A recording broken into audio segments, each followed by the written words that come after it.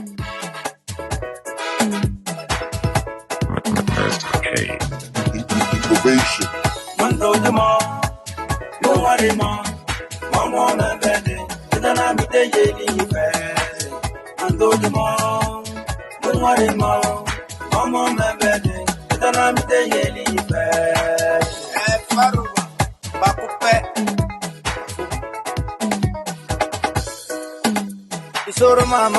Bonsoir, mesdames et messieurs.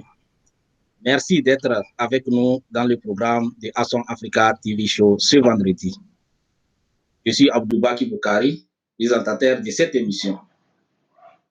Aujourd'hui, nous sommes heureux d'accueillir M. Aboubakar Bodi et M. Kondi Sabi Nikabou dans le studio virtuel de Bronzenet.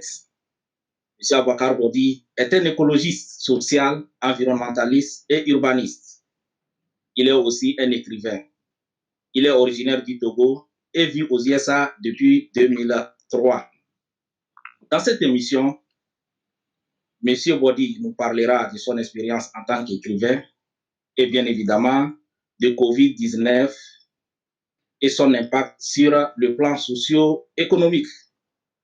M. Kondi Sabi Nikabou, quant à lui, est un jeune artiste peintre connu dans le Bronx et dans certains États des USA, passé des quartiers populaires du Togo aux galeries d'art de certaines villes des États-Unis d'Amérique.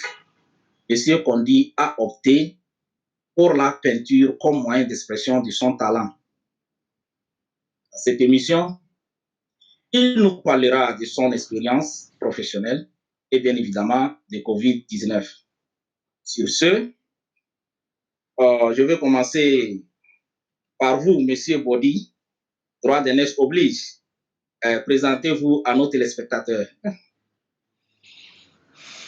Bonjour, Awesome Africa. Bonjour. Mon nom est Aboubakar Bodi. Je suis togolais d'origine et je suis à Los Angeles. Alors, c'est bien. Parlez-nous un peu de votre expérience en tant qu'écrivain. Voilà. L'écriture est disons, une passion pour moi. La poésie, l'art en général est ma passion. Donc, l'écriture étant une partie de cet art. Donc, c'est ça. J'y fais le deux. Ah, c'est bien. Donc, OK. So, maintenant, revenons à M. Kondi. M. Kondi, présentez-vous à nos téléspectateurs. OK. Merci de m'avoir invité une fois encore. Mon nom, c'est Nikabou Kondi Sabi. Je suis aussi originaire du Togo. Je suis artiste, peintre, dessinateur. Donc, j'ai commencé à dessiner très jeune. Je suis un autodidacte. J'ai eu la chance de travailler pour certaines institutions au pays, quand j'étais au pays, telles que l'UNICEF, le Haut Commissariat des droits de l'homme.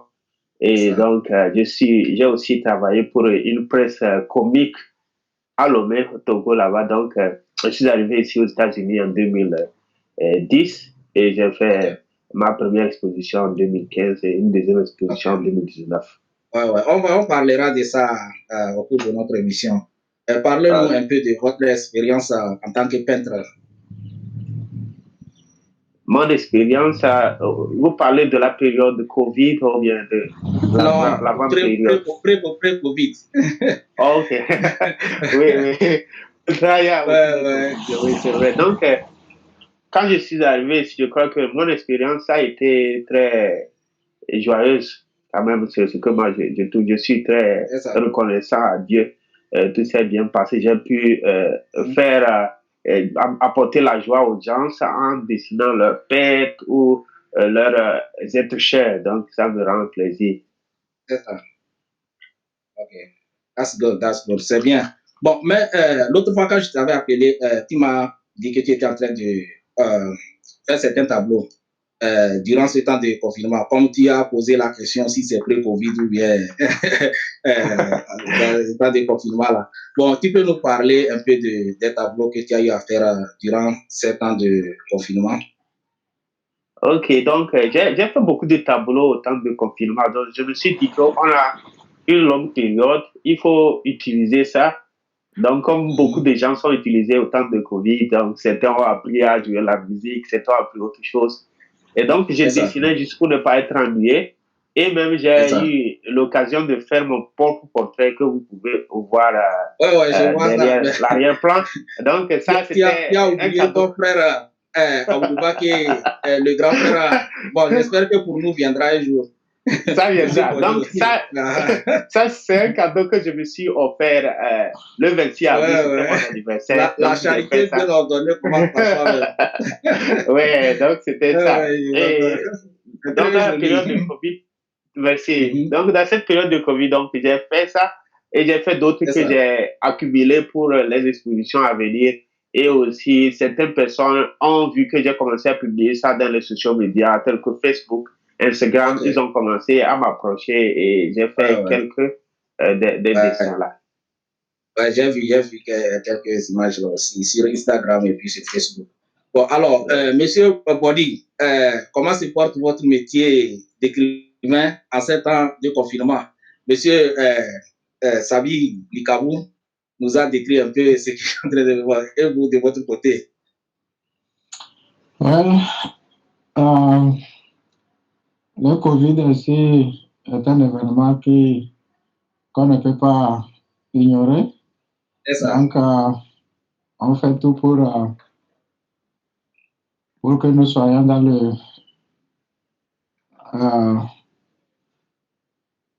dans le temps, quoi. C'est ça. Donc, il y a certains qui ont dit que c'est le moment même pour vous c'est le moment où vous avez beaucoup d'inspiration pour nous produire beaucoup de livres.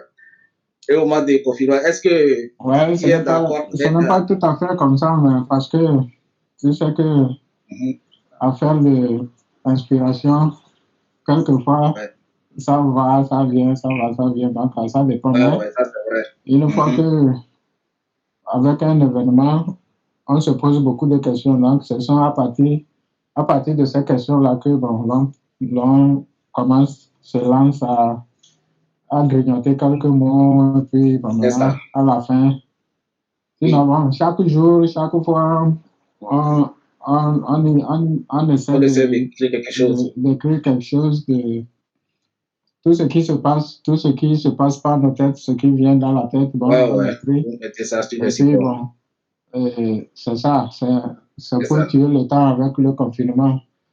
Non? Ok, bon, monsieur Bodi, je veux pas être écrivain pour vous là, c'est plus un métier ou bien une passion? Parce que je vois beaucoup de vos articles sur Facebook et puis j'ai lu au moins 2 ou 3 de vos œuvres.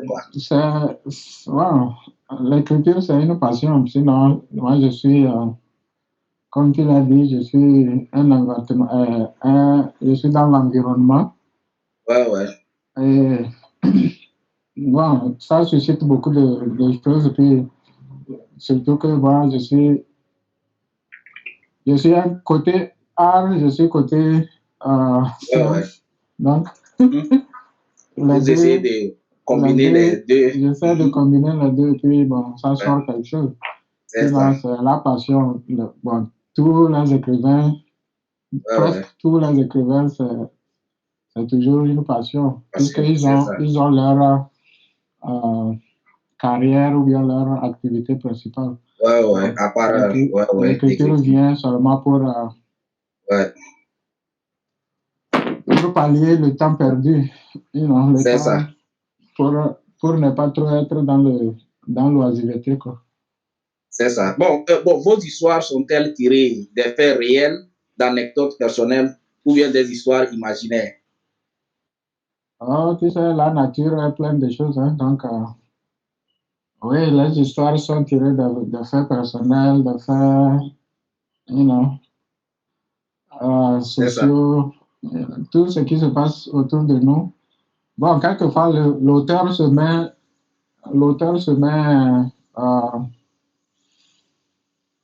se met en exergue, mais plutôt il est en train de parler, mais lui-même il s'inclut, quoi. Donc, parce que tout ce qui se passe ne lui est pas étranger, donc lui-même, peut-être qu'il a aussi vécu certaines expériences, ou bien les expériences de ses proches, ou bien les expériences qu'il voit un peu partout, dans les médias, dans les choses. Donc, toujours, on se pose des questions. Un artiste, toujours, est en train de se poser des questions. Et qu'est-ce qu'il va faire pour que, comme Condi vient de le dire, donc, c'est une créativité. La créativité demande beaucoup de questions, on se pose. Donc, on veut exprimer ce qu'on a vécu, ce qu'on voit. Oui. Donc, tout juste, c'est pour dire que, les histoires sont tirées des faits quotidiens, quoi. C'est ça. Des faits personnels. Je vois, on me fait signe que nous avons au moins 30 secondes pour aller pour la publicité, quoi. Donc, quand on va revenir avec M. Condi, nous allons parler des expositions que vous avez à faire ici, ce que vous avez à faire à Connecticut et les expositions que vous avez fait à New York. Donc, on va arrêter pour le moment pour les obligations publicitaires. Je vous remercie. BronxNet features programs created by people just like you. An opportunity to use your independent voice and make your vision a reality is a chance of a lifetime. So why not take this chance at BronxNet? With COVID-19 an ever-present reality, BronxNet gives our condolences to those we lost. Pay tribute to those who gave their lives to save another. Y agradecer a quienes realmente luchan en primera línea y enfrentan temores por nosotros. We thank you. Y nosotros también estamos trabajando juntos para frenar la propagación del virus al quedarnos en casa. With businesses closed, BronxNet is open for business in a different way. We are helping our producers to create content from their very own. And now you can too. With technology at our side, BronxNet is offering online workshops and virtual support to build your production skills. We are here to help you. Don't pass this chance to make your vision a reality.